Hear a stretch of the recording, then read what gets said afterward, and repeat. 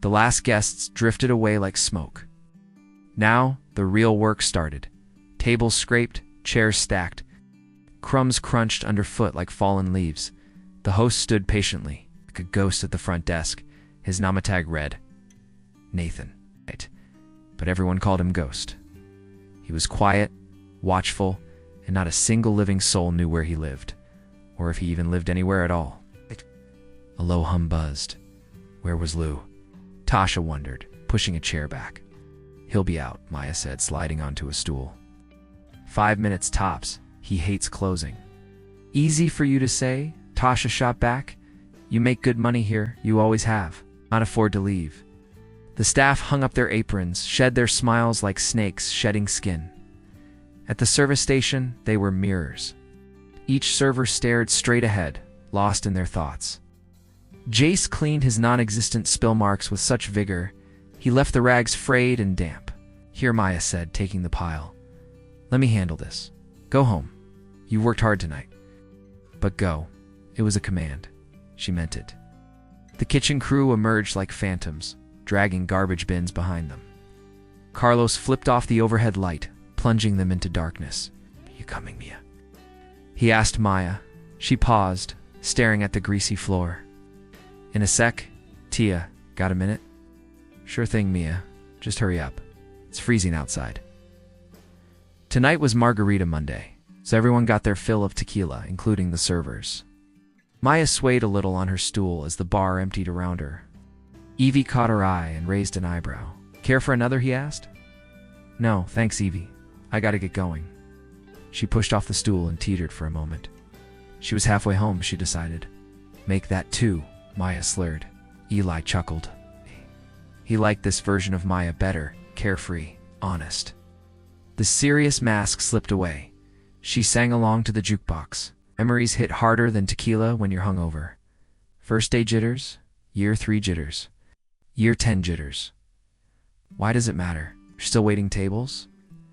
In the corner booth, a couple fought, she cried. He drank. Who were they? Maya had served them countless times, but she never knew their names, never asked. She knew the taste of stale beer and regret. These worn vinyl booths bore witness to the city's heartache.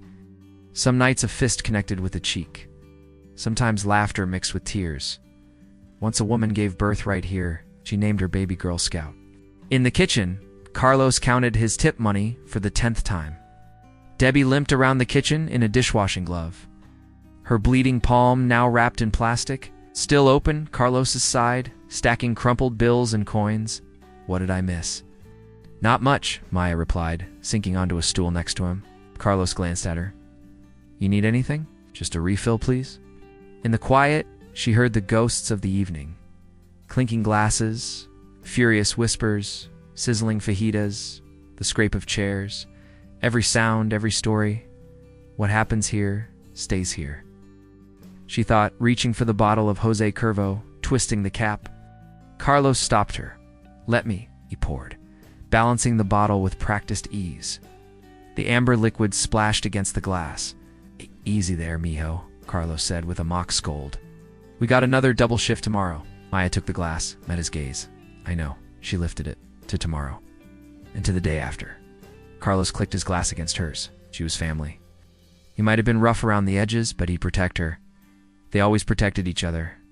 In the quiet, the ghosts faded, leaving only the hum of the fridge and the ticking clock. 6 a.m. Still no sign of Lou. The front door swung open. A draft swept through, carrying with it the promise of a new day and a different kind of storm. Maya stiffened. There he is. Carlos hid the evidence of his earlier revelry, the money, the empties. Lou stalked in, harried eyes darting. He smelled faintly of stale coffee and desperation. Is everyone here? He barked, scanning faces. Maya stood up, meeting his gaze. Yeah, we're waiting for you. The servers exchanged uneasy glances. The kitchen crew shuffled uneasily. Only Ghost remained seated, watching Lou with unnerving stillness. Lou cleared his throat, pushing his clipboard closer to Maya. Listen up, people. Corporate is sending in a rep tomorrow, Mr. Davis. He'll be evaluating our performance. Food quality, wait times, customer satisfaction. Customer satisfaction, Maya mocked quietly. Right. Don't roll your eyes at me, Lou hissed. Mr. Davis will be dining here undercover. Dress code's in effect. I want this place to shine. Understood? Yes, Lou, Carlos answered for her. He knew Maya would only argue. She understands, Lou said, fixing his gaze on Maya, daring her to contradict him. She wasn't about to give him the satisfaction. He wouldn't win this battle. He never did. She understands, Lou repeated, this time to Carlos. So do I, Carlos shot back, his tone brooking no argument. Lou blinked, caught off guard, opened his mouth to respond, then snapped it shut. 7 a.m. Lou was gone. Carlos massaged his temples. What do you think he wants?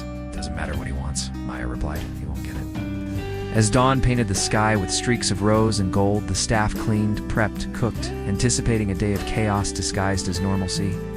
The restaurant was a battleground, and the war was far from over. For Maya, this was just another fight. For Carlos, it was personal. This was his restaurant, his city. He'd put his heart and soul into this kitchen, and by God, he'd defend it. For Jace, it was a test of loyalty, of trust. The rookie was in uncharted waters, but he wasn't alone. Someone was watching, waiting to catch him if he fell. And then there was Lou, dancing on a tightrope. One wrong move, and he'd plummet to the ground. The question wasn't whether the storm would come. It was how they'd weather it together. A sea of faces peered from behind the windows, each reflecting a different story, a different heartache.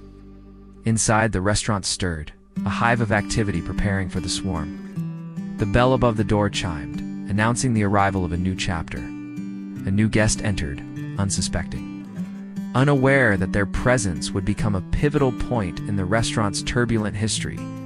Little did they know, their decision to dine here today would send ripples echoing far beyond the clatter of plates and the hum of conversation. For in this place where laughter mingled with tears and lives intersected, destinies were about to collide. And as the day unfolded, they'd find themselves entangled in the complex web of relationships. Secrets and struggles that played out on the daily. The stage was set. The cast was assembled. It was time for the show to begin.